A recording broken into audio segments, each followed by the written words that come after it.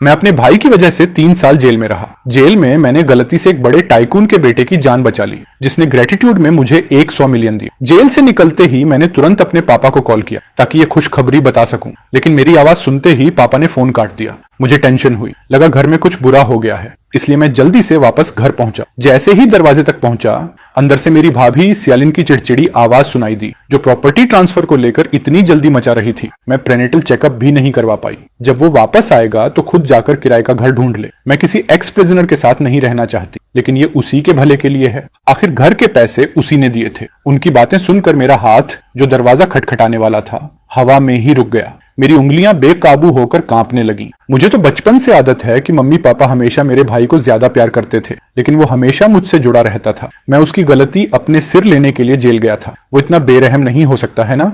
मैंने गहरी सांस ली और दरवाजा खटखटाया। अंदर की सारी आवाजें अचानक बंद हो गईं। मम्मी ने दरवाजा खोला और मुझे देखकर चौंक गईं। फिर नजरें चुराते हुए मेरे कंधे पर हाथ मारा। लिन, तुम इतनी जल्दी कैसे वापस आ गए? तुम्हारे पापा तो अभी कह रहे थे कि वो तुम्हें लेने जाएंगे। उनकी नकली फिक्र सुनकर मुझे बस अंदर से ठंड लग गई। अगर मैं दरवाजे के बाहर खड़ा होकर उनकी बातें ना सुनता तो शायद सच में बेवकूफों की तरह उन पर भरोसा कर लेता, लेकिन अब उनका पाखंडी चेहरा देखकर सिर्फ घिन आ रही थी। कोई बात नहीं, अब टैक्सी लेना आसान है। जैसे ही मैं घर के अंदर गया, मेरे भाई की वाइफ ने मुझे घिन भरी नजर से देखा, फिर अल्कोहल स्प्रे उठाकर मुझ पर खूब छिड़क दिया। गलत मत समझना, बस तुम्हारी बैड लक हटा रही हूँ। मैंने कड़वी मुस्कान दी। वो मुझे एक्स प्रिजनर होने की वजह से नीचा समझ रही थी, लेकिन उसे याद होना चाहिए कि मैं उसके पति की गलती अपने ऊपर लेने के लिए जेल गया था। मैंने कुछ नहीं कहा और सीधे अपने कमरे की तरफ बढ़ गया, लेकिन मुश्किल से 2 सीढ़ियां ही चढ़ा था कि पापा ने मेरा हाथ पकड़ लिया। मत देख, इस घर में तुम्हारे लिए कोई कमरा नहीं है। उनकी उंगलियों में सिगरेट थी और सोफा के पास रखा राखदानी ताजी सिगरेट बट्स से भरा हुआ था। साफ दिख रहा था कि मेरा वापस आना उन्हें इरिटेट कर रहा था। पापा,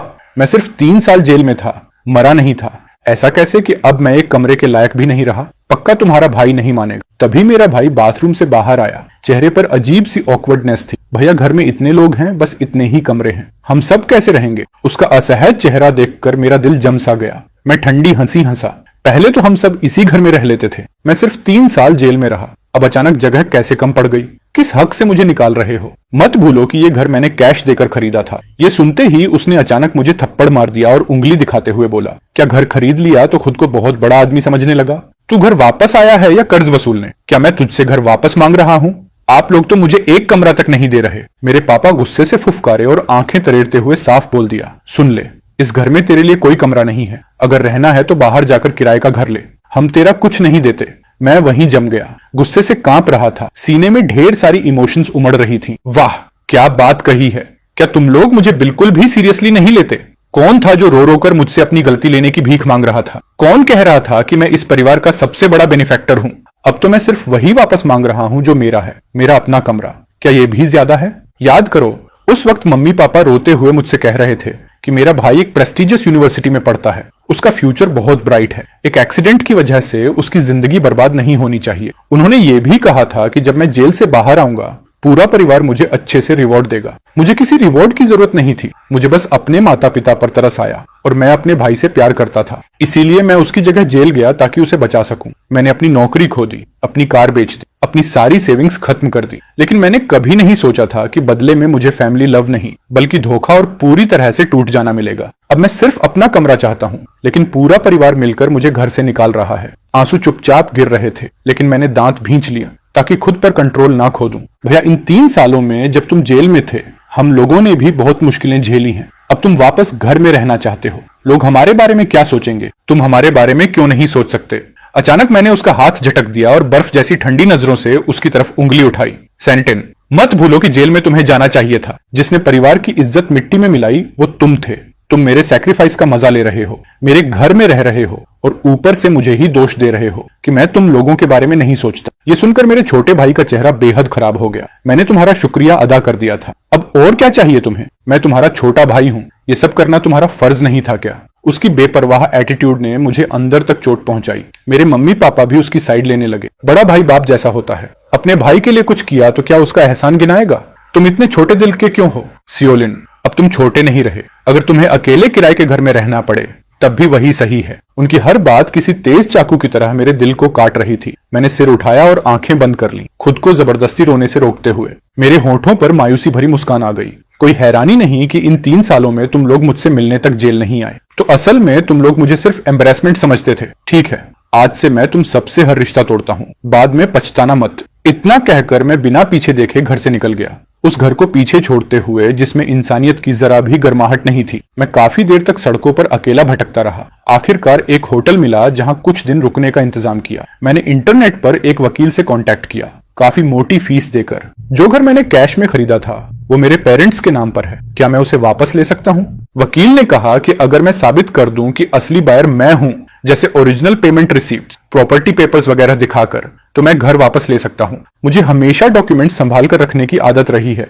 इसलिए वो सब मेरे पास सुरक्षित था। घर वापस लेने के लिए मैंने उसी लॉयर को पूरा मामला संभालने के लिए हायर कर लिया। सब इंस्ट्रक्शंस देने के बाद मैं बिस्तर पर लेट गया। फोन में पड़े 9 डिजिट बैलेंस को देखते हुए मैं गहरी सोच में डूब गया। मैं चाहता हूं कि पूरा परिवार आज के फैसले पर पछताए। अगले दिन मैं सीधे विलास के सेल्स ऑफिस गया। प्रमोशन का फायदा उठाकर मैंने एक ही बार में पूरे 100 मिलियन उड़ा दिए और कैश देकर 10 फुली फर्निश्ड विलास खरीद ली।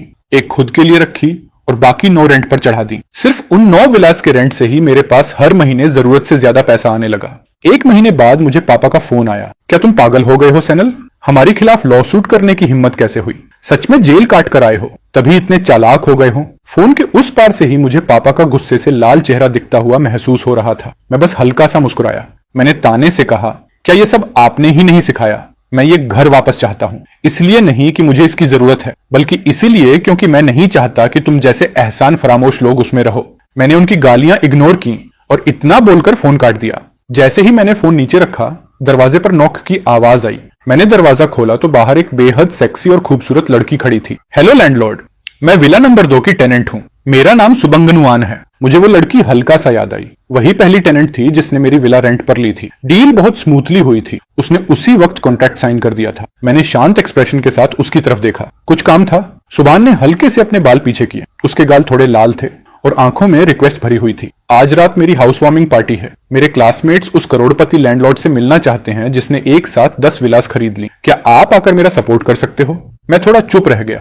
ये देखकर सुबंग हुआन जल्दी से पास आई। उसने मेरी स्लीव का किनारा उंगलियों से हल्के से पकड़कर हिलाया और बहुत नरम आवाज में बोली, लैंडलॉर्ड भाई प्लीज, मैं हाथ जोड़ती हूँ। मैंने उन्हें बताया है कि हम बहुत क्लोज हैं। क्या आप मेरी मदद कर सकते हो? इतना कहकर उसने दोनों हाथ जोड़ लिए और सिर हल्का झुकाकर मेरी तरफ देखने लगी। मैं सॉफ्ट लोगों के सामने जल्दी पिघल जाता हूँ और उसकी इतनी रिक्वेस्ट के बाद मेरी बाकी हेजिटेशन भी गायब हो गई। आखिर मैंने सांस छोड़ते हुए मान लिया, ठीक है, मैं आज रात आ जाऊंगा। ये सुनते ही सुबंगन की आंखें चमक उठी और वो खुशी से उछलती हुई चली गई। रात 7 बजे मैं वादे के मुताबिक सुबंगवान के घर पहुंच गया। जैसे ही मैं अंदर जाने वाला था, पीछे से एक जानी पहचानी आवाज सुनाई दी, सैनलिन, तुम हमारा पीछा करते हुए यहाँ तक आ गए। मैंने आवाज की तरफ देखा। वो मेरा छोटा भाई सेनेटन और उसकी पत्नी सियालिन थे। मुझे देखते ही उसका चेहरा अचानक बदल गया। आंखों में घिन भरी हुई थी। स्वर्ण पास आई और कंफ्यूज्ड होकर मुझे और मेरे भाई को देखने लगी। तुम लोग एक दूसरे को जानते हो? बैंग, ये मेरे पति का एक्स प्रिजनर बड़ा भाई है। दिन भर कुछ नहीं करता, बस हमारी प्रॉपर्टी हड़पने की सोचता रहता है। उसकी बात खत्म होते ही सबकी नजरें मुझ पर टिक गईं।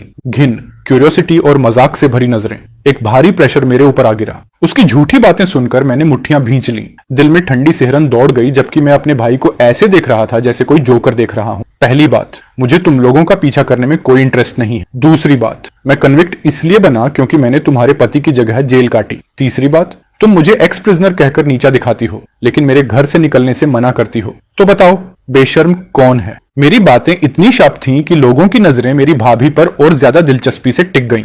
भीड़ की अलग अलग नजरों को महसूस करके मेरी भाभी ने भौहें सिकोड़ ली और शक भरे लहजे में बोली, सियालिन, बेकार की बातें मत करो।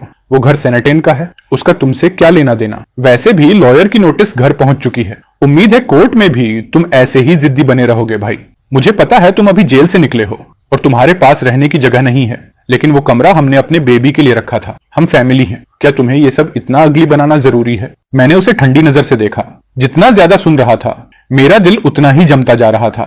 मुझे सच में समझ नहीं आ रहा था कि वो छोटा बच्चा जो हर वक्त मेरे पीछे बड़े भैया कहते घूमता था, आखिर ऐसा कैसे बन गया कि मुझे मेरे ही घर से निकाल दिया। तब तुम लोगों को याद क्यों नहीं आया कि हम फैमिली हैं? अभी कुछ देर पहले जब तुम्हारी बीवी मुझे सबके सामने इंसल्ट और ह्यूमिलेट कर रही थी, तब तुमने क्यों नहीं कहा कि हम फैमिली हैं? सियालिन ने देखा कि सब लोग हमें देख रहे हैं, लेकिन शर्मिंदा होने की बजाय वो और ज्यादा घमंडी हो गई।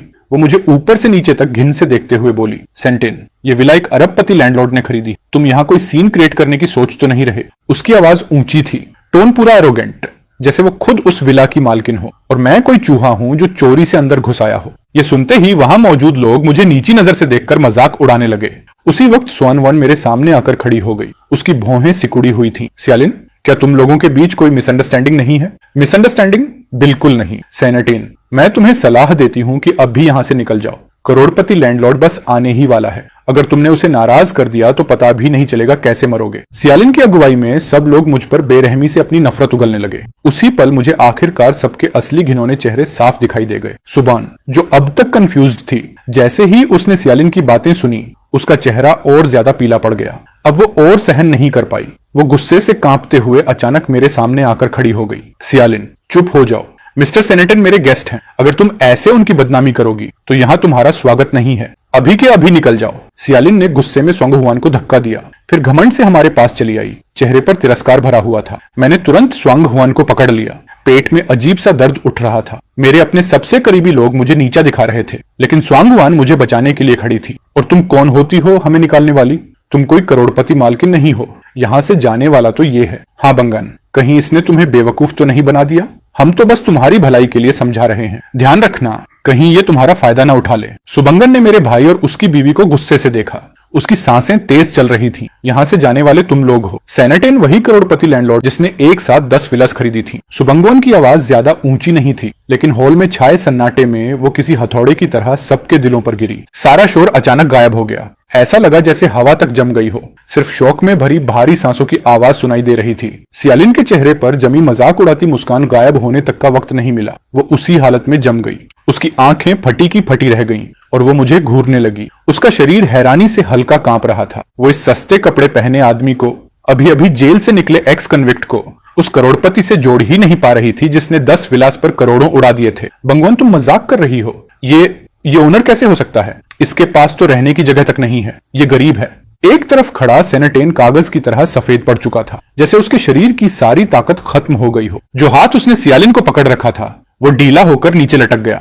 वो मुझे बहुत अच्छी तरह जानता था और मैं भी उसे। मेरी आंखों में उसे गुस्सा नहीं दिखा, सिर्फ ऐसी ठंडक दिखी जैसे मैं किसी अजनबी को देख रहा हूँ। वही ठंडक उसके अंदर ऐसा डर भर रही थी जो उसने पहले कभी महसूस नहीं किया था। भैया, ये क्या हो रहा है? तुम्हारे पास इतना पैसा कहां से आया? मैंने उसके सवाल का कोई जवाब नहीं दिया। मैं बस वहीं खड़ा रहा, महसूस करते हुए कि जो नजरें पहले मुझे नीचा दिखा रही थीं, अब उनमें रिस्पेक्ट, क्यूरियोसिटी और शर्म थी। ये एहसास अजीब था। पैसा जो सोशल स्टेटस देता है वो उस पल पूरी तरह सामने आ गया था। मैंने उन फैमिली मेंबर्स को देखा जिनके लिए मैं कभी सब कुछ कुर्बान करने को तैयार था, लेकिन उन्हें टूटते देखकर भी मुझे रिवेंज की खुशी नहीं हुई, सिर्फ एक अंतहीन उदासी महसूस हुई। सुबंगन हुआन ने माहौल की टेंशन को तुरंत महसूस कर लिया। वो पीछे नहीं हटी, बल्कि एक कदम आगे बढ़ी। वो सीधे मेरे बगल में आकर खड़ी हो गई। उसकी ये छोटी सी मूवमेंट जैसे पूरे हॉल के सामने उसका पक्ष साफ बता रही थी। सेनेटेन, सियालिन कॉन्ट्रैक्ट मैंने खुद मिस्टर सैन के साथ साइन किया था। क्योंकि तुम लोग मेरे खास गेस्ट की रिस्पेक्ट नहीं कर रहे, इसीलिए यहाँ तुम्हारा स्वागत नहीं है। कृपया अब भी तुरंत चले जाओ। सिक्योरिटी आने का इंतजार मत करो।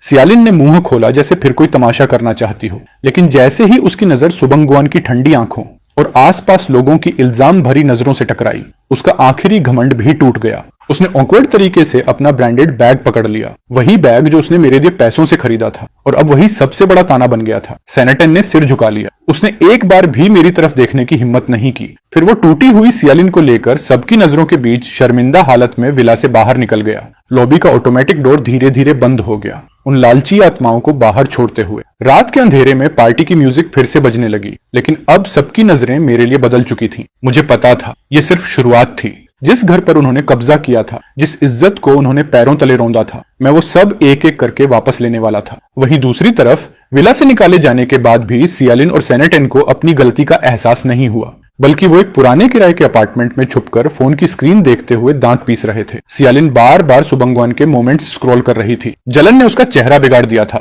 वो ये मान ही नहीं पा रही थी कि जिस एक्स कन्विक्ट को वो पैरों तले रौंदती थी, वही अचानक करोड़पति बन गया। किस हक से?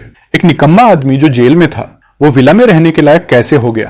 पक्का उसका पैसा लीगल नहीं है, शायद जेल में कोई गंदा काम किया होगा। बीवी, उसने अब लॉयर भी हायर कर लिया है। हमारा घर शायद अब बच नहीं सकता। अगर वो बच नहीं सकता तो जो चीज मुझे नहीं मिल सकती उसका मजा वो भी चैन से नहीं ले पाएगी। उसे अपनी रेप्यूटेशन की कोई परवाह नहीं थी। मैं उसे पूरी तरह बर्बाद कर दूंगी, फिर देखती हूँ कि उसके पास विल्ला कॉलोनी में रहने की हिम्मत बचती है या नहीं। सियालिन तेजी से कीबोर्ड पर टाइपिंग कर रही थी। कुछ ही देर में एक ऐसा पोस्ट स्क्रीन पर उभर आया जो सच्चाई को तोड़ मरोड़ कर लोगों की भावनाएं भड़का रहा था। उसकी कहानी में मैं एक ऐसा शैतान बन चुका था जो जेल से निकलने के बाद पूरी इंसानियत खो चुका था। मैं न सिर्फ अपने बूढ़े माँ बाप का रिटायरमेंट हाउस छीनना चाहता था, बल्कि अपने छोटे भाई को वायलेंट तरीके से धमका भी रहा था। उस आर्टिकल का टाइटल था खो चुकी इंसानियत की तलाश, जेल से निकला क्रिमिनल भाई जिसने पूरे परिवार को तबाही के कगार पर पहुंचा दिया। वो आर्टिकल लोकल फोरम्स पर वायरल हो गया। सच्चाई से अनजान इंटरनेट यूजर्स मुझे गालियां देने लगे। उन कमेंट्स की जहरीली बातें पढ़कर रूह कांप जाए। मैं अपने बड़े से स्टडी रूम में बैठा था, लॉयर द्वारा भेजे गए प्रॉपर्टी डॉक्यूमेंट्स देख रहा था। तभी मेरा फोन पागलों की तरह वाइब्रेट करने लगा। अनगिनत अननोन नंबर से कॉल्स आ रही थीं। मैं जैसे ही उठाता सामने से सिर्फ गालियां और धमकियां सुनाई देती। मैंने फोन काट दिया और स्क्रीन पर लगातार आते प्राइवेट मैसेजेस को देखकर ठंडी मुस्कान दी। इस लेवल का साइबर बुलिंग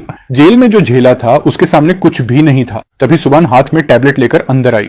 उसका चेहरा पिछली रात से भी ज्यादा पीला था। वो सीधे मेरे पास दौड़कर आई और टैबलेट की ट्रेंडिंग लिस्ट दिखाते हुए घबराई हुई आवाज में बोली, मिस्टर सेन जल्दी देखिए, सियालिन और बाकी लोग इंटरनेट पर लाइव स्ट्रीम कर रहे हैं, खुद को विक्टिम दिखा रहे हैं। अब सब लोग आपको गालियां दे रहे हैं। उन्होंने आपका एग्जैक्ट एड्रेस भी डाल दिया है। मैंने शांत आवाज में कहा। उम्मीद थी। इन ट्रिक्स के अलावा उनके पास बचा ही क्या है। स्क्रीन पर सियालिन कैमरा के सामने आंसू पोंछ रही थी, जबकि सेनेटिन सिर झुकाकर आहें भर रहा था, जैसे वो बेघर विक्टिम हो। लाइव चैट के कमेंट्स इतनी तेजी से आ रहे थे कि पढ़ना मुश्किल था। सब मुझे गालियां दे रहे थे। कुछ लोग तो लिख रहे थे, हम खुद जाकर उसे सबक सिखाएंगे। स्क्रीन पर सियालिन जोर जोर से रोते हुए बोल रही थी, क्या कोई मुझे समझ सकता है? हमने इस घर की 3 साल तक देखभाल की और जैसे ही वो वापस आया हमें निकाल दिया। हमारे बच्चे हैं, वो इतना क्रूअल कैसे हो सकता है? ये परिवार के नाम पर कलंक है। सुबान ने घबराकर मेरी तरफ देखा। मिस्टर सेन, आपको सच क्लियर करना होगा, नहीं तो आपकी रेपुटेशन पूरी तरह खत्म हो जाएगी। पड़ोसी भी आपको गलत समझ रहे हैं। सफाई देना कोई जल्दी नहीं है। उन्हें थोड़ी देर और उछलने दो। जितना ऊपर चढ़ेंगे गिरेंगे उतना ही जोर से। मैंने इंटरनेट के कमेंट्स को अपने मूड पर असर नहीं डालने दिया। उल्टा मैं बर्फ जैसी ठंडी शांति में था।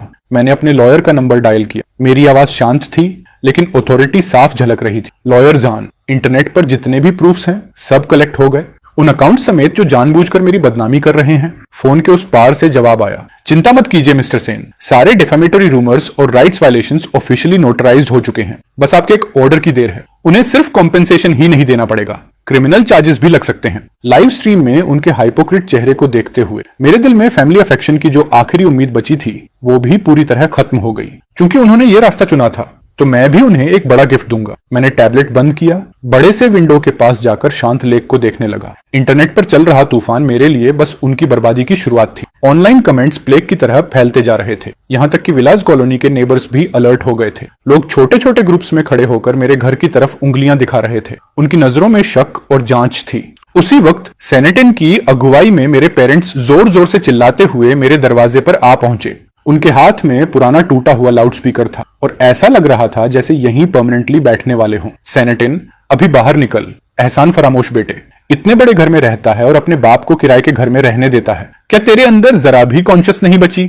मेरी माँ जमीन पर बैठ गई, आंसू पोंछते हुए अपनी जांघ पर हाथ मारने लगी। आओ सब लोग देखो, मेरा बड़ा बेटा जेल से निकलने के बाद बदल गया। अब तो अपनी माँ को भी नहीं पहचानता, ऊपर से हम पर लॉ सूट भी कर रहा है। क्या दुनिया में ऐसा भी होता है? मैंने दरवाजा खोला और बाहर निकल आया। सीढ़ियों के नीचे चल रहे उस बेहुदा ड्रामा को शांत नजरों से देखने लगा। नेबर्स की फुसफुसाहट और तेज हो गई, लेकिन मेरे अंदर अजीब सी शांति थी। यहाँ तक कि एक तरह की राहत भी महसूस हो रही थी। पापा, मम्मी, मैंने आपको मौका दिया था। वो घर मैंने अपने पैसों से खरीदा था। मैंने कभी नहीं कहा कि आप वहां नहीं रह सकते। पहले मुझे निकालने की कोशिश आपने की थी। घर मेरे नाम पर है, वो मेरा है। अब जब तुम्हारे पास पैसा है तो हमारे लिए इससे बड़ा घर खरीदो और अपने भाई से माफी भी मांगो। मैंने उनके लालची चेहरे को देखा, फिर पीछे छुपे सेनेटिन की तरफ नजर घुमाई। वो अपने मोबाइल फोन से सारी रिकॉर्डिंग कर रहा था। साफ दिख रहा था कि वो इसे इंटरनेट पर डालकर और सिंपैथी लेना चाहता है। मैं हल्का सा मुस्कुराया। अच्छे से रिकॉर्ड करो, जितने ज्यादा प्रूफ्स होंगे जज उतनी जल्दी फैसला सुनाएगा। सेनेटिन का हाथ कांप रहा था।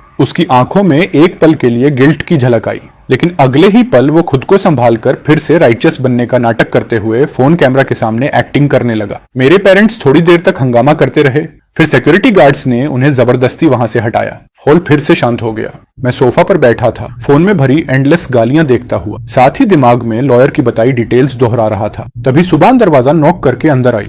उसके हाथ में गर्मा गर्म नूडल्स का बोल था। उसकी आंखों में चिंता साफ दिख रही थी, जैसे उसे डर हो कि ये रूमर्स और बदनामी मुझे पूरी तरह तोड़ देंगे। भाई सेन, पहले कुछ खा लो। बाहर लोग जो बोल रहे हैं उसे सीरियसली मत लो। सच देर सबेर सामने आ ही जाएगा। थैंक्स बांगवान, मैं इतना फ्रेजाइल नहीं हूँ। जेल के साल इससे कहीं ज्यादा मुश्किल थे। मैंने आराम से नूडल्स खाना शुरू किया। सुबंगनवान सामने बैठकर मुझे चुपचाप देख रही थी। उसका बिना शर्त भरोसा इस बुराई से भरे वक्त में बहुत कीमती लग रहा था। लेकिन मुझे लगता है आपके पेरेंट्स इतनी आसानी से हार मानने वाले नहीं हैं। कल शायद फिर ट्रबल क्रिएट करेंगे। क्या आप सच में अभी प्रूफ्स पब्लिक नहीं करना चाहते? करने दो तमाशा। जितना ज्यादा शोर मचाएंगे उतना आसान होगा उन्हें लीगली प्रोवोकेशन और डेफेमेशन में फंसाना। मुझे काउंटर अटैक करने की जल्दी नहीं है। मैं बस सही मौका इंतजार कर रहा हूँ। ऐसा मौका जब सारी झूठी बातें धूप में पूरी तरह गायब हो जाएं। ऐसा मौका जब उन अटैकर्स के पास छिपने की जगह भी ना बचे। चांदनी खिड़की से अंदर आ रही थी, ठंडे लीगल डॉक्यूमेंट्स पर पड़ती हुई। मैंने पेन उठाया और आखिरी पावर ऑफ अटॉर्नी पर अपना नाम साइन कर दिया। इस लंबी रात में मुझे गुस्सा नहीं महसूस हो रहा था, बल्कि पहले से कहीं ज्यादा क्लैरिटी महसूस हो रही थी। मुझे पता था जो जस्टिस मेरा है वो कदम दर कदम मेरे पास आ रहा है, और वो लालची लोग आखिरकार अपने किए की कीमत चुकाएंगे। ऑनलाइन इंसल्ट्स अब अपने पीक पर पहुंच चुके थे। सियालिन लाइव स्ट्रीम में बढ़ती ऑडियंस और लगातार आती डोनेशंस देखकर खुशी से फूली नहीं समा रही थी। उसकी नजरों में वो इंसल्ट्स नहीं थे, सीधा कैश था। सेनेटन उसके पास बैठा था। हालांकि उसकी आंखों में अभी भी थोड़ी बेचैनी बाकी थी, लेकिन पैसे और फेम के लालच में उसकी बची कुची कॉन्शियस भी खत्म हो चुकी थी। जान, देखो ना, सब लोग उस एक्स कन्विक्ट सेनेटन को गालियां दे रहे हैं। जब उसकी रेपुटेशन पूरी तरह बर्बाद हो जाएगी तब हम मीडिया पर प्रेशर डालेंगे। वो 10 विलास जल्दी या देर से हमारी ही होंगी। सेनेटन ने धीमी आवाज में कहा। बीवी, हमने उस पुराने प्रिजन एडमिशन नोटिस तक को ऑनलाइन डाल दिया। अगर उसने पलटकर ये बोल दिया कि मैंने उसकी जगह जेल काटी थी, तब क्या करेंगे? Counter attack? किस प्रूफ के दम पर? सारे सबूत तो बहुत पहले गायब हो चुके हैं। और फिर मम्मी पापा हमारे साइड हैं। कौन एक एक्स कन्विक्ट की बात मानेगा? उसी वक्त विला नंबर 2 के स्टडी रूम में मैं लाइव स्ट्रीम में सियालिन का टेढ़ा मेढ़ा चेहरा चुपचाप देख रहा था। सुआंगवन मेरे पीछे खड़ी थी। उसने टैबलेट को कसकर पकड़ रखा था। गुस्से में उसकी सांसें तेज चल रही थी। भाई सेन, ये लोग बहुत क्रूल हैं। इतने बड़े झूठ कैसे बना सकते हैं? क्या हम सच में अभी कुछ क्लैरिफाई नहीं करेंगे? रिलैक्स, उन्हें थोड़ी देर बादलों में उड़ने दो। जितना ऊपर जाएंगे गिरते वक्त उतना ज्यादा दर्द होगा। मैंने खिड़की के बाहर अंधेरे आसमान को देखा। मेरे दिल में कुछ महसूस नहीं हो रहा था। ये अंधा पागलपन बस तूफान आने से पहले की आखिरी चिंगारियां थीं। अगली सुबह सियालिन बिना जरा सी शर्म के अपने पेरेंट्स और सोशल मीडिया ब्लॉगर्स की टोली लेकर विल्ला के बाहर पहुंच गए। उन्होंने पूरे दिखावे के साथ शले के एंट्रेंस को ब्लॉक कर दिया। कैमराज और माइक्रोफोन्स हर तरफ लगा दिए गए, जैसे कोई भी ड्रामेटिक मोमेंट मिस ना हो जाए। मेरी माँ मेन गेट पर बैठ गईं। अपनी जांघों पर हाथ मारते हुए जोर जोर से रोने लगी। उनकी चीखती हुई आवाज ने आसपास के नेबर्स को भी रोक लिया। सब लोग फैसला करो, वो चिल्लाईं। मेरा बड़ा बेटा जेल से निकलकर जानवर बन गया है। वो अपने माम बाप को घर से निकालना चाहता है, ऊपर से अपने छोटे भाई की प्रॉपर्टी भी छीनना चाहता है। हम बूढ़ों को कब्र में पहुंचाकर ही मानेगा। जर्नलिस्ट्स खून की गंध सूंघ चुके शार्क्स की तरह आगे घुस रहे थे। उनके माइक्रोफोन्स लगभग मेरी माँ के चेहरे तक पहुंच गए थे। वहीं एक तरफ सेनेटन कमजोर बनने का नाटक कर रहा था, बीच बीच में टिश्यूज पकड़ा रहा था, लेकिन उसकी नजरें बार बार विल्ला के अंदर झांक रही थीं। मैंने मेन डोर खोला और बाहर आ गया। धूप थोड़ी चुभ रही थी। जैसे ही लोगों ने मुझे देखा, भीड़ तुरंत फट पड़ी। गालियां और इल्जामों से भरे सवाल एवलंच की तरह मेरी तरफ आने लगे। अब काफी हुआ सियालिन, आखिर तुम बाहर आने की हिम्मत कर ही ली। तुम जैसे बेशर्म इंसान, इतने जर्नलिस्ट्स के सामने प्रॉपर्टी पेपर्स दिखाने की हिम्मत है? सेनेटन भीड़ के पीछे छुपा हुआ था। वो मेरी आंखों में देखने की हिम्मत तक नहीं कर पा रहा था। मैंने इन तथाकथित फैमिली मेंबर्स को देखा जो कैमरास के सामने विक्टिम्स बनने की एक्टिंग कर रहे थे। मुझे सिर्फ घिन महसूस हुई। मैं प्रॉपर्टी पेपर्स जरूर दिखाऊंगा, लेकिन अब भी नहीं। और मैं चाहता हूं कि सारे जर्नलिस्ट्स गवाह बने, ताकि जब सच सामने आए तब सब देख सकें कि झूठ कौन बोल रहा था। पूरा माहौल अचानक अजीब तरीके से शांत हो गया। मेरी माँ का रोना अचानक रुक गया। उन्होंने मुझे हैरानी से देखा। उनकी आंखों में हल्की सी घबराहट चमक रही थी। सियालिन की चीखों और जर्नलिस्ट के कैमरास के सामने मैंने जल्दीबाजी में खुद को डिफेंड नहीं किया, बल्कि अपनी जैकेट की अंदर वाली पॉकेट से मैंने कुछ परफेक्टली अरेंज कॉपीज निकाली। धूप में वो पेपर्स चमक रहे थे। वो 3 साल पहले घर खरीदने के बैंक ट्रांसफर रिकॉर्ड्स और अकाउंट ट्रांजैक्शंस थे। मैंने वो कॉपीज सबसे आगे खड़े जर्नलिस्ट को पकड़ा दी। जैसे ही उसकी नजर अमाउंट और पेयर के नाम पर गई, उसके चेहरे का एक्साइटमेंट तुरंत शौक में बदल गया। आसपास के रिपोर्टर्स तुरंत करीब आ गए और कैमरास के क्लिक्स लगातार गूंजने लगे। 3 साल पहले मैंने इस घर की पूरी पेमेंट 3 इंस्टॉलमेंट्स में की थी, कुल 4,20,000। हर पेमेंट मेरे पर्सनल अकाउंट से गई थी। मेरी माँ जो अभी तक जमीन पर बैठकर हंगामा कर रही थी, अचानक रोना बंद कर दिया। उन्होंने उन पेपर्स को घूरा, फिर पीछे खड़े सेनेटन की तरफ मदद मांगती नजरों से देखा। सेनेटन का चेहरा सफेद पड़ गया। वो इंस्टिंक्टिवली भीड़ में थोड़ा पीछे हट गया। तो क्या हुआ? प्रॉपर्टी टाइटल तो मम्मी पापा के नाम पर है, तुम बस सपना देख रहे हो, अब पछताने का कोई फायदा नहीं। जर्नलिस्ट्स आपस में फुसफुसाने लगे। पब्लिक ओपिनियन का रुख धीरे धीरे बदलने लगा था। मैंने सियालिन के जबरदस्ती वाले एरोगेंस को देखा और मुझे बस हंसी आई। उसे लगता था कि लॉ सिर्फ टाइटल देखता है, लेकिन उसे ये नहीं पता था कि कंप्लीट एविडेंस चेन उसके सारे सपने तोड़ने के लिए काफी। तो लॉयर जान, कृपया इस मैडम को समझाइए कि लीगल होल्डिंग बाय रिप्रेजेंटेशन और इलीगल ऑक्यूपेशन में क्या फर्क होता है। एक तरफ खड़े लॉयर जान ने अपना चश्मा ठीक किया, फाइल खोली और उनकी कोल्ड प्रोफेशनल प्रेजेंस ने पूरे शोरगुल वाले माहौल को तुरंत शांत कर दिया। बाहर गेट पर कॉन्फ्रंटेशन अभी भी चल रहा था, लेकिन मैं मुड़कर वापस लिविंग रूम में चला गया। सुबंगनवान ने मुझे गर्म पानी का ग्लास दिया। उसके हाथ अभी भी हल्के कांप रहे थे। साफ था कि वो पहले वाले पागलपन से डर गई थी। भाई सेन, वो लोग अभी तक नहीं गए और सियालिन शायद फोन करके और लोगों को बुला रही है। मैंने अपना फोन निकाला और सेनेटन का भेजा प्राइवेट मैसेज खोला। गेट पर पड़े प्रेशर की वजह से वो भाई जो हमेशा औरतों के पीछे छुपता था, आखिरकार टूटने लगा था। वॉइस मैसेज में हल्की प्लीडिंग और गहरा डर साफ सुनाई दे रहा था। भैया प्लीज वो बैंक रिकॉर्ड्स वापस ले लो। अगर कंपनी को पता चल गया कि ये घर मैंने तुमसे छीना था तो मैं बर्बाद हो जाऊंगा। मैंने मैसेज सुना, लेकिन कोई जवाब नहीं दिया। सेनेटन जैसे लोग तभी याद करते हैं कि मैं उनका भाई हूं जब उनके खुद के इंटरेस्ट खतरे में पड़ते हैं। मैंने फोन बंद कर दिया।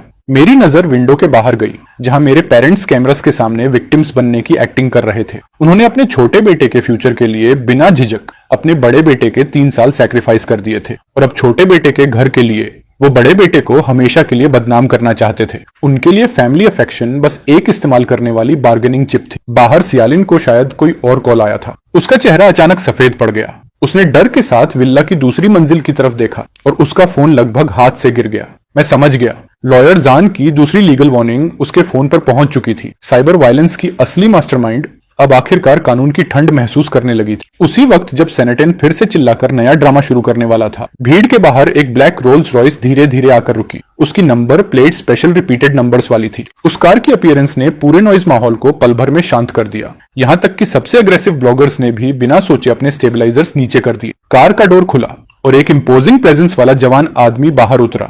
उसने हाई एंड कस्टम सूट पहन रखा था। उसने आसपास की शॉक्ड नजरों को इग्नोर किया और सीधे मेरी तरफ चला आया, जहां मैं सीढ़ियों पर खड़ा था। सबकी अविश्वासी नजरों के सामने उसने मुझे गले लगाया और बोला, भाई सेन, सुना जेल से निकलने के बाद तुम्हें कुछ ट्रबल हो रहे हैं, क्या तुम्हें मदद चाहिए? मैं हल्का मुस्कुराया। यंग मास्टर लिन, बस कुछ फैमिली मैटर्स हैं। लेकिन तुम्हें पता कैसे चला? ये जवान आदमी और कोई नहीं बल्कि सबसे अमीर लिन फैमिली का इकलौता बेटा था, लिन चेन। 3 साल पहले जेल में मैंने जिसकी जान बचाई थी वो यही था। उसकी मौजूदगी वहां मौजूद हर इंसान के चेहरे पर पड़े एक इनविजिबल स्लैप जैसी थी। लिन ग्रुप का यंग मास्टर? इम्पॉसिबल। वो एक एक्स कन्विक्ट को कैसे जान सकता है? लिन चेन ने ठंडी नजरों से भीड़ को देखा। X convict? उसने किसी की जान बचाई थी और कुछ ऐसे कावर्ड्स की जगह सजा काटी थी जिनमें अपने किए की जिम्मेदारी लेने की हिम्मत नहीं थी। 3 साल पहले वाले एक्सीडेंट की फाइल्स मैंने ऑलरेडी लॉयर्स को इन्वेस्टिगेशन के लिए भेज दी हैं। सच बहुत जल्द सामने आ जाएगा। सच शब्द सुनते ही भीड़ में छुपा सेनेटन अचानक कांप उठा। उसकी टांगों से ताकत निकल गई और वो सीधे जमीन पर गिर पड़ा। जिस चीज से वो सबसे ज्यादा डरता था आखिरकार वही हो गया। सबसे अमीर लिन फैमिली की इन्वॉल्वमेंट का मतलब था कि उसकी पूरी जिंदगी में बनाई गई झूठ की इमारत अब पूरी तरह टूटने वाली थी। लिन चेन के आते ही रिपोर्टर्स ने तुरंत अपना टारगेट बदल लिया। अब वो मुझसे ये नहीं पूछ रहे थे कि मैं अपने पेरेंट्स को क्यों निकाल रहा हूँ। अब वो पागलों की तरह 3 साल पुराने एक्सीडेंट के सस्पिशियस पॉइंट्स के बारे में पूछ रहे थे। तूफान का सेंटर अब सीधे सेनेटन बन चुका था। वहीं लिविंग रूम के अंदर लिन चेन द्वारा लाया गया टॉप टियर लीगल टीम अब पूरी पब्लिक कम्युनिकेशन अपने कंट्रोल में ले चुका था। सुआंगवन मेरे लिए चाय और पानी सर्व करने में बिजी थी। इस अचानक मिले सपोर्ट को देखकर उसकी आंखों की चिंता आखिरकार खत्म हो गई और उसकी जगह एडमिरेशन आ गई। भाई सेन, उस समय आप बहुत भोले थे। ऐसी फैमिली के लिए कुछ भी सैक्रिफाइस करना वर्थ नहीं था। मैं हल्का सा मुस्कुराया। उस वक्त मुझे लगता था फैमिली ही सब कुछ होती है। अब जब सब साफ दिख रहा है तो अजीब तरह की राहत महसूस हो रही है। उसी वक्त मेरा फोन बजा। पापा का कॉल था। इस बार उनकी आवाज में पहले वाली एरोगेंस और गालियां नहीं थी, सिर्फ एक टूटी हुई भीख मांगती आवाज थी। शियाओलिन, प्लीज यंग मास्टर लिन से कहो रुक जाए। अगर उन्होंने सेनेटन को अरेस्ट करवा दिया तो हमारा पूरा परिवार खत्म हो जाएगा। वो तुम्हारा अपना भाई है, तुम उसे बर्बाद होते हुए कैसे देख सकते हो? मैंने ठंडी आवाज में जवाब दिया। पापा, मैं उसके लिए 3 साल जेल काट चुका हूँ। हमारा हिसाब बराबर हो चुका है। अब आगे वो अपनी जिंदगी खुद संभाले। इतना कहकर मैंने फोन काट दिया और उनका नंबर सीधे ब्लॉक कर दिया। बाहर सेनेटन कई रिपोर्टर्स के बीच घिर चुका था। उसके पास भागने का कोई रास्ता नहीं था। जो चेहरा पहले सुपीरियोरिटी से भरा रहता था अब पूरी तरह डेस्परेशन में डूबा था। मैं विंडो से वो केओस देख रहा था, लेकिन मेरे दिमाग में अगला कदम चल रहा था। उस घर को वापस लेना सिर्फ शुरुआत थी। मैं चाहता था कि उन्हें समझ आए, डिग्निटी और फैमिली अफेक्शन कोई ऐसी चिप्स नहीं है जिन्हें वो अपनी मर्जी से इस्तेमाल कर सकें। लिन चेन की इंटरवेंशन किसी डीप सी बॉम्ब की तरह थी, जिसने सेन फैमिली की आखिरी छत भी उड़ा दी। जब ये खबर आई कि इन्वेस्टिगेशन में कोऑपरेट करने के लिए पुलिस सेनेटन को ले गई है, तब मेरे पेरेंट्स, जो अभी तक इन्फ्लुएंसर बनकर अमीर होने का सपना देख रहे थे, पूरी तरह टूट गए। इस बार वो रिपोर्टर्स या लाउड स्पीकर नहीं लाए थे। दो खाली कठपुतलियों की तरह एक दूसरे का सहारा लेकर मेरे स्टडी रूम के दरवाजे तक पहुंचे। मेरे पापा के वो हाथ जो पहले हमेशा मुझे गालियां देते हुए उठते थे, अब बुरी तरह कांप रहे थे। उनकी आवाज भारी और लगभग भीख मांगती हुई थी। शियाओलिन, प्लीज बस यंग मास्टर लिन से एक शब्द कह दो। उस साल वाली बात दब सकती है। तुम्हारा भाई उसके बच्चे हैं, वो जेल नहीं जा सकता। मैंने उनके माथे की गहरी झुर्रियों को देखा, लेकिन दिल में जरा सी भी सिंपैथी महसूस नहीं हुई। इन कुछ दिनों ने इस फैमिली के लिए बची हुई सारी ग्रेटिट्यूड मिटा दी थी। अचानक मेरी माँ जमीन पर घुटनों के बल बैठ गईं और जोर जोर से रोने लगी। शियाओलिन, माँ तुमसे हाथ जोड़कर विनती करती है, बस अपने भाई को छोड़ दो। हमें घर नहीं चाहिए, हम गांव लौट जाएंगे, खेती करेंगे। मैंने धीरे से कहा, ठीक है, वैसे भी वो घर हमेशा से मेरा था। जहां तक सेनेटन की बात है, उसे कानून इंसाफ देगा, मैं नहीं। मेरी माँ का रोना स्टडी रूम की खामोशी में बहुत तेज सुनाई दे रहा था। मैंने आंखें बंद कर ली। दिमाग में जेल जाने से पहले वाला अपना चेहरा उभर आया, उम्मीदों और फैमिली लव से भरा हुआ। उस वक्त मुझे लगता था फैमिली को प्रोटेक्ट करना मेरा ड्यूटी है, लेकिन मुझे नहीं पता था कि वही जिद्दी प्यार 3 साल तक मेरी बेड़ियां बन जाएगा। सेंटन के अरेस्ट होने के बाद सियालिन ने आखिरकार अपना हिपोक्रेट मास्क पूरी तरह उतार फेंका।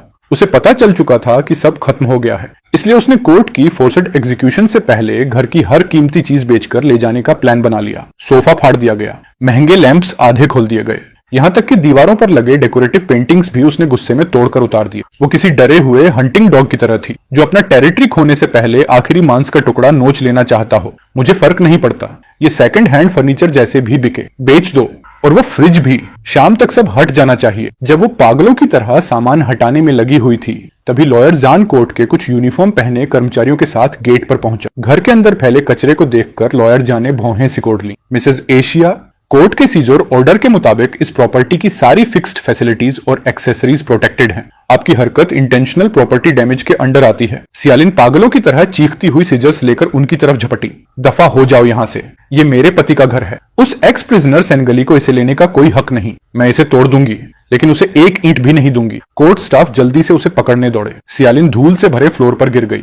जो सामान वो अभी तक नहीं ले जा पाई थी, उसे देखते हुए उसने दर्द भरी चीख निकाली। मैं पुराने घर के सामने पेड़ की छांव में खड़ा था। मैं देख रहा था कैसे वो सारी चीजें जो कभी मेरी जिंदगी का हिस्सा थीं, एक एक करके सील की जा रही थी। ये वही घर था जो मैंने अपनी मेहनत से खरीदा था, जिसमें मैंने अपने फ्यूचर के सारे सपने डाले थे। लेकिन अब जब मैं उसे सियालिन के हाथों बर्बाद होते देख रहा था, तो दिल में पहली बार एक अजीब हल्कापन महसूस हो रहा था। कुछ चीजें अगर पूरी तरह टूटे नहीं, तो नई जिंदगी कभी सच में शुरू नहीं हो सकती। कोर्ट की सील्स अब हर जगह लग चुकी थी। प्रॉपर्टी डैमेज के सस्पेशन में सियालिन को इन्वेस्टिगेशन के लिए ले जाया गया। जो हॉलवे कभी शोर से भरा रहता था, अब कब्र जैसी खामोशी में डूब चुका था। सिर्फ मेरे बूढ़े पेरेंट्स बचे थे, जैसे उनकी आत्मा निकल चुकी हो। वो ठंडी सीढ़ियों पर टूटकर बैठे थे। मैंने उस सिक्योरिटी डोर को देखा, जिसे मैंने खुद चुनकर लगवाया था। उसकी पेंट अब उखड़ने लगी थी, बिल्कुल इस घर के कमजोर फैमिली टाइज की तरह। मेरे पापा ने सिर उठाया। उनकी धुंधली आंखों में अब पहले वाली अथॉरिटी नहीं थी, सिर्फ अंतहीन पछतावा बचा था। उनकी आवाज भारी थी और हल्का कांप रही थी। शियाओलिन, क्या तुम सच में हमें पूरी तरह खत्म कर दोगे?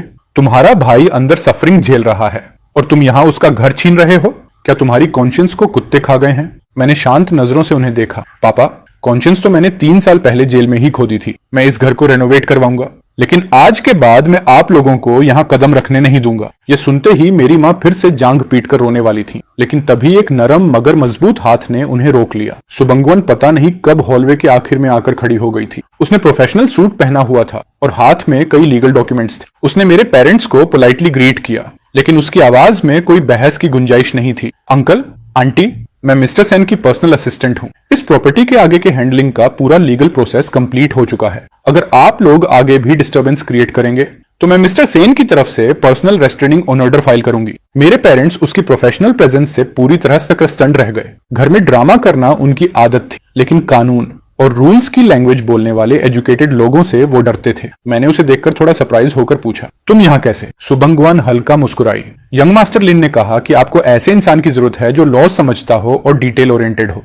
तो मैंने खुद वॉलंटियर किया। भाई सेन, कुछ डर्टी और टफ काम आपको खुद करने की जरूरत नहीं, मुझे करने दीजिए। मैंने उसकी तरफ देखा और दिल में एक गर्माहट फैल गई। जब सबने मुझे बिट्रे कर दिया था, तब ये लड़की जो शुरुआत में सिर्फ मेरी टेनेंट थी, अब मेरा सबसे मजबूत सहारा बन चुकी थी। हालांकि मैंने घर वापस ले लिया था, लेकिन सियालिन पूरी तरह गायब नहीं हुई थी। बैल पीरियड का फायदा उठाकर उसने कई कॉन्टैक्ट्स के जरिए स्वांगवान तक पहुंच बना ली। उसे लगता था कि स्वांगवान बस एक टेम्परेरी एम्प्लॉई है जिसे मैंने हायर किया है, इसलिए उसने उसे ब्राइब करने का फैसला किया ताकि अंदर से मेरी डिफेंस तोड़ी जा सके। सियालिन टेबल के दूसरी तरफ बैठी थी। उसकी आंखों की थकान थिक मेकअप से भी नहीं छुप रही थी। उसने अपने बैग से एक बैंक कार्ड निकाला और धीरे से स्वांगवान की तरफ सरका दिया। उसकी आवाज धीमी थी, लेकिन आंखों में ग्रीड साफ दिख रही थी। बांगा, प्लीज, अगर तुम सेल कॉन्ट्रैक्ट का ओरिजिनल गायब कर दो तो इस कार्ड के 5 लाख तुम्हारे होंगे। सुभंगान ने आराम से कॉफी की एक SIP ली, कप नीचे रखा और उसके होठों पर कंटेम्प्ट भरी स्माइल उभरी। उसने सियालिन को ऐसे देखा जैसे किसी क्लाउन को देख रही हो। मिसेस शिया,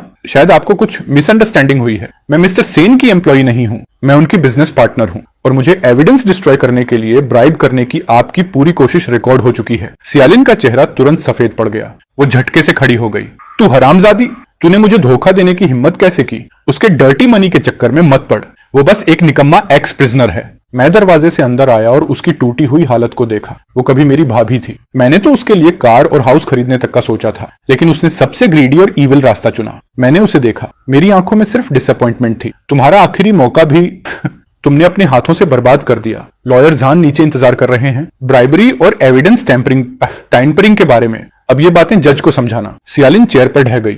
उसके होंठ कांप रहे थे, लेकिन आवाज नहीं निकल रही थी। प्राइवेट रूम की खिड़की से आती धूप उसके चेहरे पर पड़ रही थी, लेकिन उसके अंदर का अंधेरा रोशन नहीं कर पा रही थी। मैंने सिर घुमाकर स्वांगवान की तरफ देखा। उसने मुझे आंख मारी। हम दोनों की वो साइलेंट अंडरस्टैंडिंग हवा में साफ महसूस हो रही थी। ग्रीड और बिट्रेयल की इस लड़ाई में रिजल्ट पहले ही तय हो चुका था, लेकिन असली हिसाब अभी शुरू हुआ था। सियालिन के ले जाए जाने के बाद मेरे पापा, जो अब तक खुद को संभाले हुए थे, अचानक बीमार पड़ गए।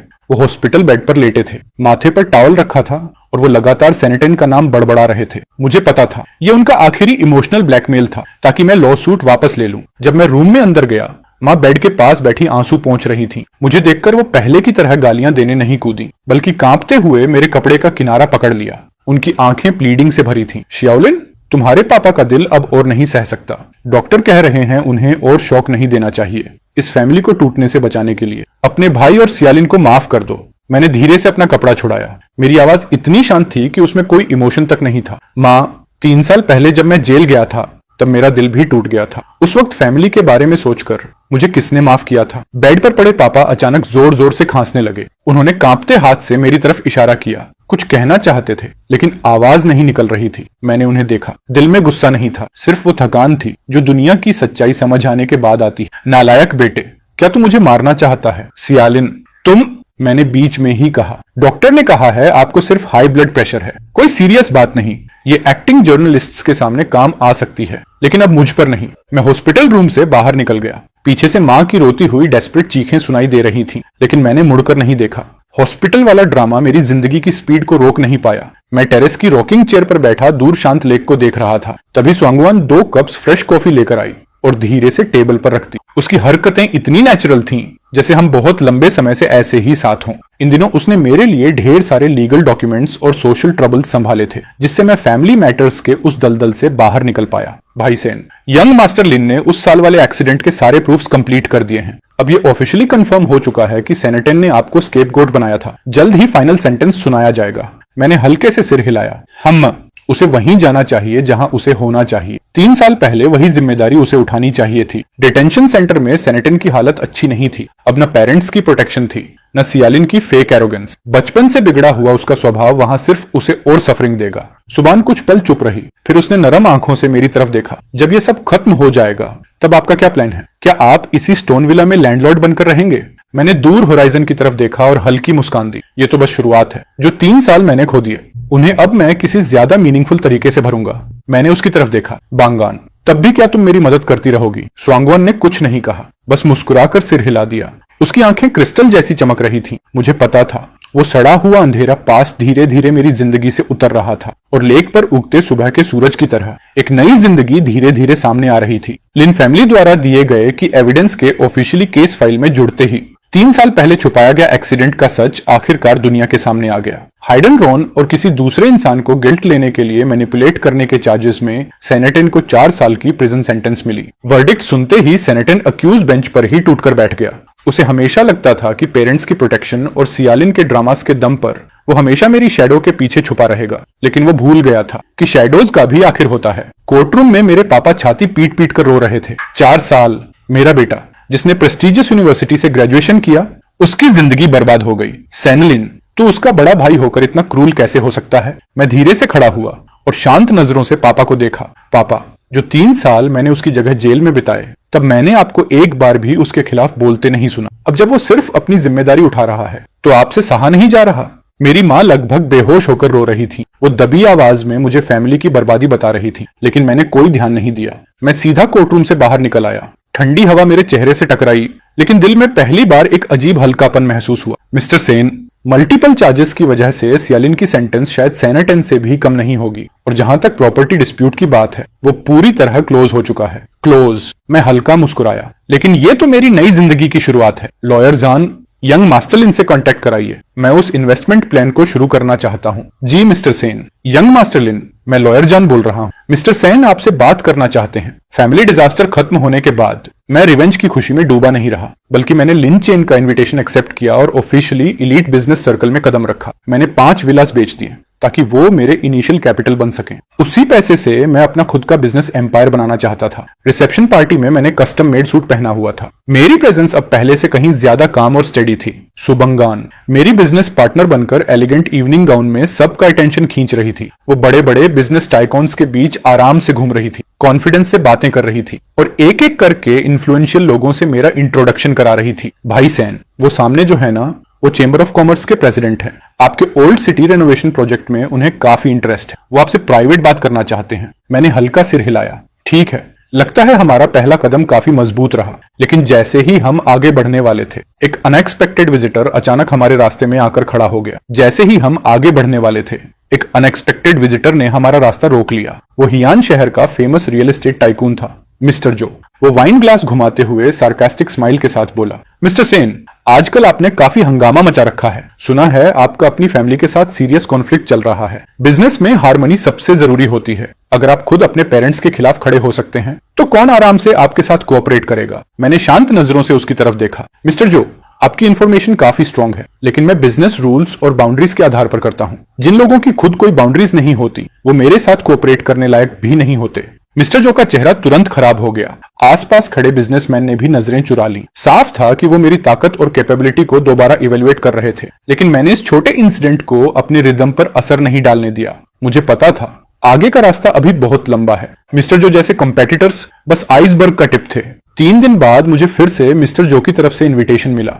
काफी सोचने के बाद मैंने आखिरकार मीटिंग एक्सेप्ट कर ली। जैसे ही मैं अंदर गया, मैंने मिस्टर जो को लेदर सोफा पर बैठे देखा। वो हाथ में 2 जेड बॉल्स घुमा रहा था और उसके चेहरे पर वही हिपोक्रिट स्माइल थी, जैसे किसी और की डेस्टिनी उसके कंट्रोल में हो। उसे लगता था कि मेरे ग्रीडी पेरेंट्स द्वारा क्रिएट किए गए स्कैंडल का फायदा उठाकर वो मुझे ओल्ड सिटी रेनोवेशन प्रोजेक्ट छोड़ने पर मजबूर कर देगा। मैं उसके सामने जाकर आराम से बैठ गया। सुबंगवान मेरे पीछे खड़ी थी। उसने मार्बल टेबल पर डॉक्यूमेंट से भरा एक मोटा एनवेलोप धीरे से रख दी। एनवेलोप गिरने की आवाज गहरी और भारी थी, जैसे वार्निंग बेल। मिस्टर जो ने मुझे कंटेम्प्ट से देखा, स्मोक रिंग छोड़ी और डिसमिसिव टोन में बोला, मिस्टर सेन, तो आपने क्या डिसाइड किया? ऑनलाइन न्यूज अभी तक शांत नहीं हुई है। अगर आप वो लैंड मुझे ट्रांसफर कर दें, तो मैं गारंटी देता हूं कि कल से सारे जर्नलिस्ट्स गायब हो जाएंगे और आप फिर से सक्सेसफुल बिजनेसमैन बने रहेंगे।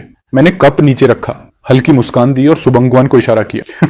मिस्टर जो, शायद आप भूल गए कि मैंने वो 3 साल कहां बिताए थे। उस जगह मैंने सबसे जरूरी चीज सीखी थी, कभी किसी की धमकी के आगे मत झुको। सुबंगवान ने एनवेलोप खोला। अंदर मिस्टर जो की इलीगल डेमोलिशंस, टैक्स इवेजन और कई ब्राइबरी केसेस के सॉलिड एविडेंसेस थे।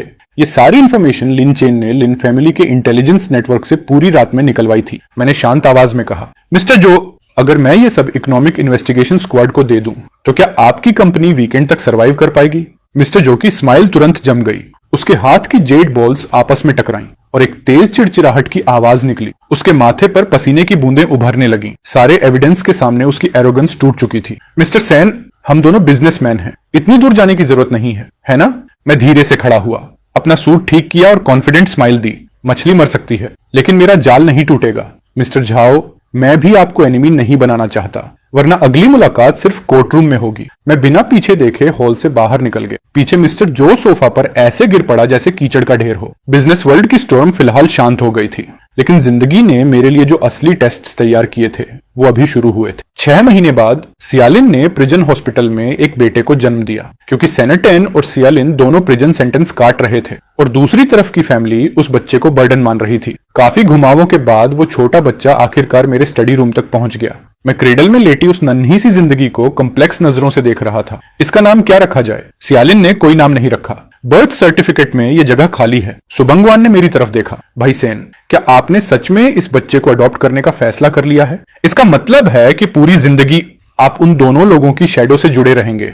उसकी आंखों में चिंता थी। मैंने बच्चे की तरफ देखा। उसने अपनी छोटी सी उंगली बढ़ाकर सुबंगवान की फिंगर कसकर पकड़ ली। मैं धीरे से मुस्कुराया। उसके पास कोई चॉइस नहीं थी, लेकिन मेरे पास है। मैंने बच्चे को गोद में उठाया। इसका नाम होगा सेनेनियन, उस मर चुके फैमिली अफेक्शन की याद में, और खुद को ये याद दिलाने के लिए कि मैं दोबारा वही गलती कभी ना करूं। बाहर की क्रिटिसिज्म सहते हुए मैंने ऑफिशियली नियानर का एडॉप्शन प्रोसेस पूरा किया ताकि उसे एक शांत और स्टेबल एनवायरनमेंट मिल सके। मैंने अपने बिजनेस एक्सपेंशन की स्पीड धीमी कर दी और सुबंगान वान ने भी कई हाई पेइंग ऑफर्स ठुकरा दिए। इस घर की सबसे जेंटल गार्डियन बनकर समय बहुत तेजी से गुजर गया। पलक झपकते ही 3 साल बीत गए। विला गार्डन के गिंको ट्रीज पहले पीले हुए, फिर दोबारा हरे। 3 साल की गर्मी सर्दी चुपचाप उंगलियों के बीच से फिसल गई। जो नियनर कभी डायपर पहनने वाला बेबी थी, अब एक छोटी बच्ची बन चुकी थी जो स्कूल बैग लेकर घूमती थी। वो अपनी छोटी छोटी टांगों से मेरे पीछे भागती और मुझे पापा कहकर बुलाती। पापा, आंटी बांगवन ने कहा, आज वो मुझे जू लेकर जाएंगी, जल्दी चलो। नियनर को इतना खुश देखकर मेरा दिल पिघल गया। मैंने उसे गोद में उठाया और प्यार से उसकी नाक छुई। ठीक है, पापा और आंटी बांगवन तुम्हें लेकर जाएंगे। ये 3 साल की शान कभी कभी कुछ कड़वी आवाजों से टूट जाती थी। हर कुछ महीनों में मेरे पेरेंट्स विला एरिया के बाहर आ जाते। प्रिजन में हमेशा पैसों की जरूरत पड़ती थी। कभी सेनेटन को अंदर रिश्वत के लिए पैसे चाहिए होते, तो कभी सियालिन के मेडिकल एक्सपेंसेस। उस वक्त मेरे पापा फिर से आयरन गेट पीटते हुए चिल्लाते। उनकी बूढ़ी आवाज अभी भी उतनी ही जहरीली थी। सेंगलुन, तू एक एहसान फरामोश को पाल रहा है और तेरा खुद का भाई जेल में सफरिंग झेल रहा है। तू उसे देखने तक नहीं जाता? क्या तेरे अंदर दिल नहीं है? मैं 2nd फ्लोर बालकनी पर खड़ा उस आदमी को ऊपर से देख रहा था जिसे मैं कभी रिस्पेक्ट करता था। मेरी आवाज बर्फ जैसी ठंडी थी। जो पेंशन मैं आपको देता हूँ वो नॉर्मल जिंदगी के लिए काफी है। जहां तक सेनेटेन की बात है, वो उसकी अपनी गलती है। उसका पनिशमेंट कोई और नहीं भुगतेगा। मैंने विंडो बंद कर दी। उनकी गालियां बाहर ही रह गईं। मेरी बाहों में नियनर जोर जोर से हंस रही थी। इन 3 सालों में वही मेरी सबसे बड़ी राहत थी। उधर प्रिजन में सेंटेन एक टूटी हुई आयरन ट्रे पकड़े डरकर कोने में बैठा था। जो हाथ कभी प्रेस्टिजियस यूनिवर्सिटी की एडमिशन लेटर पकड़ते थे, अब हार्ड लेबर की वजह से छालों से भरे हुए थे। उसके सेलमेट्स बचा हुआ खाना उसकी ट्रे में फेंकते हुए हंस रहे थे। अरे, तू वही जीनियस है ना जिसने अपने बड़े भाई को अपनी जगह जेल भेज दिया था? क्या हुआ? आज फ्लोर साफ किए बिना खाने का सोच रहा है। सेनेटेन का शरीर डर से कांप उठा। उसकी आंखें पूरी तरह भय से भरी थीं। सॉरी, मैं अभी करता हूं, अभी। वो तुरंत ट्रे नीचे रखकर पीटे हुए कुत्ते की तरह मोप उठाने लगा। उसे लगा था प्रिजन सिर्फ सोने की जगह बदलने जैसा होगा, लेकिन वहां के रूल्स बाहर की दुनिया से भी ज्यादा क्रूल थे। उसने अंदर मेरा नाम लेकर प्रोटेक्शन लेने की कोशिश की। मेरा बड़ा भाई सेंगलुन है, वो बहुत रिच है, मुझे किसी की प्रोटेक्शन की जरूरत नहीं। उसकी बात पूरी होने से पहले ही उसे जोरदार थप्पड़ पड़ा। सामने वाले की आंखों में सीधा कंटेम्प्ट था। एक ऐसे इंसान के लिए कंटेम्प्ट जो अंदर तक सेल्फिश था। तेरा बड़ा भाई सेंगलुन वो रिचेस्ट फैमिली का बेनिफैक्टर है, और तू अपने ही भाई को बिट्रे करने वाला जानवर। तू उसका नाम लेने लायक भी नहीं है। आज से तू यहाँ घुटनों पर बैठेगा। सेनेटन सीवेज भरे फ्लोर पर गिर पड़ा। उसने आंखें बंद कर ली। आखिरकार उसे वो हेल्पलेसनेस समझ आने लगी जो मैंने प्रिजन में फील की थी। लेकिन फर्क ये था, मैं किसी को प्रोटेक्ट करने गया था और वो सिर्फ अपने सन्स का पेमेंट कर रहा था। जल्द ही प्रिजन में सेनेटन की हालत की खबर मेरे पेरेंट्स तक पहुंच गई, लेकिन उन्होंने सेनेटन की गलतियों पर सोचने के बजाय सारा ब्लेम मुझ पर डाल दिया। उन्हें लगा मैं अपने कॉन्टैक्ट्स इस्तेमाल नहीं कर रहा। अपने छोटे बेटे के लिए मेरे पापा फिर से मेरी जिंदगी में आ गए। कई दिनों से बदले ना गए कपड़े, सड़ी हुई स्मेल और गुस्से से भरी भारी आवाज। सेंगलुन, देख तेरा भाई जेल में कैसे रह रहा है। उसकी एक रिब तक टूट गई और तू यहाँ आराम से खा पी रहा है। मैंने बिना एक्सप्रेशन बदले जवाब दिया। ये रास्ता उसने खुद चुना था। 3 साल पहले जब मैं ये सब झेल रहा था, तब आपने ही कहा था ना, बड़ा भाई बाप जैसा होता है, सहना सीखो। तभी मेरी माँ फूलों के पीछे से अचानक निकल आई। फिर वही पुराना ड्रामा। वो जमीन पर गिरकर हंगामा करना चाहती थी, लेकिन इस बार मैंने मौका नहीं दिया। मैंने सीधे सिक्योरिटी स्टाफ को इशारा किया। माँ चीखने लगी, सब लोग देखो, ये अपने माँ बाप को मार डालना चाहता है, अपने भाई की जिंदगी मौत की परवाह नहीं। मैंने उन्हें ठंडी नजरों से देखा। मेरी आंखों में बची आखिरी नरमी भी खत्म हो गई। जिस बस्टर्ड की आप बात कर रही हैं, वो सेनेटन और सियालिन का बायोलॉजिकल सन है। अगर आपने यहाँ फिर ड्रामा किया तो मैं लॉयर को जेल भेजूंगा ताकि सेनेटन को पता चले उसके पेरेंट्स उसके इकलौते बेटे के साथ कैसा बिहेवियर कर रहे हैं। मेरी माँ की आवाज अचानक रुक गई। वो जैसे गला दबा दी गई बूढ़ी मुर्गी की तरह मुझे घूरने लगी। उन्हें नहीं पता था कि नियनर सेनेटन और सियालिन का बच्चा है। उस पल दोनों वहीं जम गए।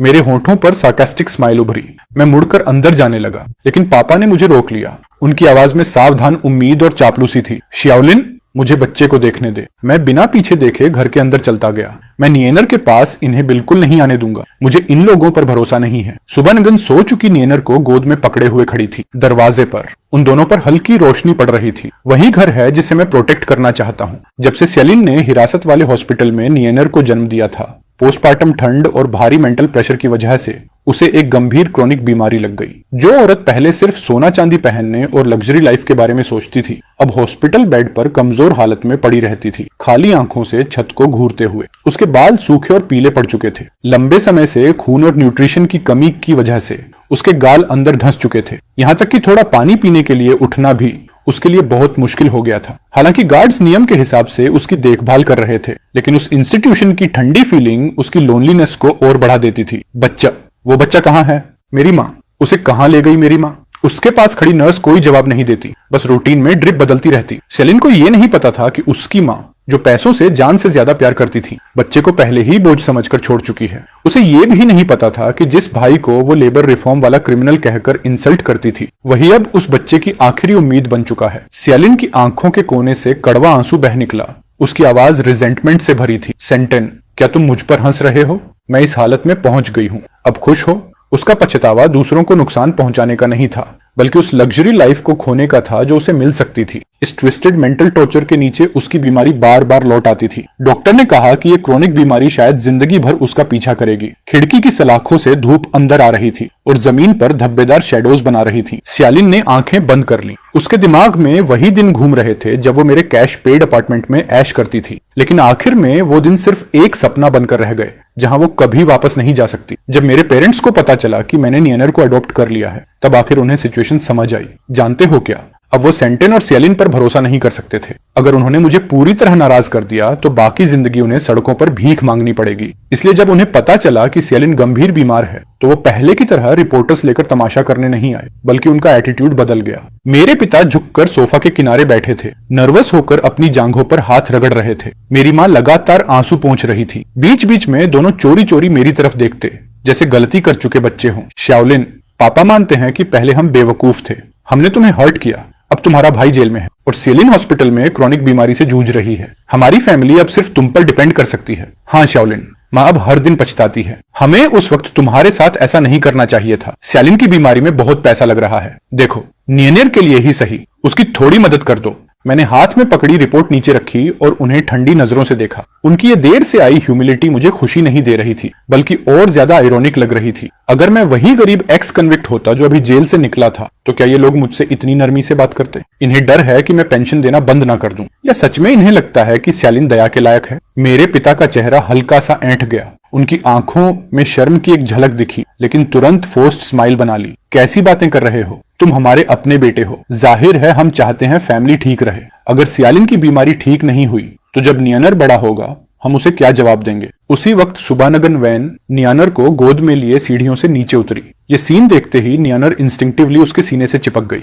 भाई सेन, नियानर को उसकी नब चाहिए। जहां तक सेलिन के मेडिकल एक्सपेंसेस की बात है, लॉयर का कहना है कि अगर लीगल प्रोसेस फॉलो करें तो हमें सिर्फ बहुत छोटा हिस्सा पे करना होगा। लीगल प्रोसीजर सुनते ही मेरी माँ घबरा गई, लेकिन आवाज ऊंची करने की हिम्मत नहीं हुई। वो सिर्फ उम्मीद भरी नजरों से मुझे देखती रही। उसकी आंखों में कैलकुलेशन भरी एंग्जाइटी साफ दिख रही थी। उसने धीमी आवाज में कहा, शाओली, उस लॉयर की मत सुनो, वो आउटसाइडर है। हम फैमिली हैं। इसे चैरिटी समझ कर दो। सेलिन की मदद कर दो। माँ, इन्हें ऐसे सरवाइव करने के लिए खुद को गिराते हुए देखकर मेरे दिल में बची आखिरी वॉमत भी धीरे धीरे खत्म होने लगी। ये लोग बेहतर नहीं हुए थे, बस कमजोर हो गए थे। और मैं सोच रहा था कि इस रिडेम्पशन वाले नाटक को कैसे खत्म करना है। सियालिन के साथ क्या करना है, ये डिसाइड करने से पहले ही मुझे खबर मिली कि लंबे समय की मेंटल डिस्टॉर्शन और बार बार लौटती फिजिकल बीमारी की वजह से एक ठंडी गहरी रात में उसने हिरासत वाले हॉस्पिटल में अकेले ही आखिरी सांस ले ली। वो उस बच्चे को दोबारा देख भी नहीं पाई। वो सेंटन के जेल से बाहर आने का इंतजार भी नहीं कर सकी। थोड़े समय बाद सेंटन भी अपनी सजा पूरी करके रिहा हो गया। 4 साल की जेल की जिंदगी ने उसका सेल्फ रिस्पेक्ट पूरी तरह तोड़ दिया था, लेकिन उसके अंदर की हिंसा को और बढ़ा दिया था। जब वो जेल के गेट से बाहर निकला, उसके सफेद बालों वाले माता पिता पहले से वहां इंतजार कर रहे थे। उन्होंने सेंटन के क्राइम्स पर रिफ्लेक्ट नहीं किया, बल्कि गांव की आखिरी प्रॉपर्टी तक बेच दी ताकि अपने प्यारे छोटे बेटे को सपोर्ट कर सकें। लेकिन सेंटिन अब वो नहीं रहा था जिसे वो जानते थे। वो टैलेंटेड और पोलाइट स्टूडेंट अब खत्म हो चुका था। सेंटन ने अपने पेरेंट्स द्वारा दी गई लगेज बैग को ठोकर मार दी। उसकी आंखों में बर्फ जैसी ठंडक थी। बस इतनी सी गरीबों वाली रकम लाए हो। तुम लोग इतने समय आराम की जिंदगी जीते रहे और मुझे रहने के लिए ये टूटी झोपड़ी दे रहे हो। शियाओटेन, पापा और माँ के पास कोई एबिलिटी नहीं है। सारा पैसा तुम्हारे और लिनलिन के ट्रीटमेंट में चला गया। पहले सेटल हो जाते हैं। कल पापा कंस्ट्रक्शन साइट पर काम ढूंढेंगे, माँ मेड का काम करेगी।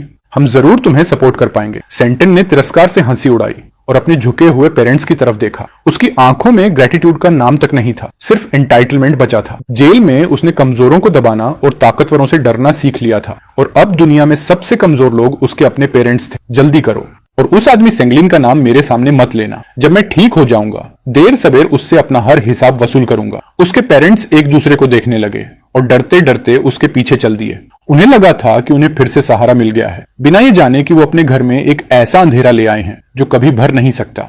जेल से बाहर आने के थोड़े समय बाद ही सेंटन को टर्मिनल बीमारी डायग्नोज हो गई। बीमारी की यातना ने उसे और ज्यादा पागल बना दिया। हर दिन बिस्तर पर पड़ा रहता और काम करके थके हुए लौटने वाले अपने पेरेंट्स को मारता पीटता रहता। जरा सी बात पसंद न आने पर गालियां देने लगता। मेरी जिंदगी इतनी बदतर क्यों है? क्या तुम लोग पैसे बचाने के लिए मुझे जहर देना चाहते हो? निकलो यहाँ से और पैसे कमाओ। मुझे मांस खाना है, मुझे शराब पीनी है। शाओतेन, अजमा ने 12 घंटे काम किया है। सच में हमारे पास पैसे नहीं है। और तुम्हारे भाई का नाम मत लो, उसने तो हम सबको ब्लॉक कर दिया है। यही किस्मत है, वही किस्मत जो हमने खुद चुनी थी। वो जिंदगी वहां की नरक जैसी जिंदगी से बिल्कुल अलग थी। मेरी जिंदगी अब ऐसी खुशी में कदम रख रही थी जो मैंने पहले कभी नहीं देखी थी। सारी प्रॉपर्टीज वापस लेने के बाद मैंने बिजनेस प्रोफेशनल टीम को संभालने के लिए दे दिया। मैंने अपनी एनर्जी फैमिली पर लगानी शुरू कर दी, और एक खूबसूरत धूप भरे दिन मैंने अपनी बंगवन से शादी भी कर ली।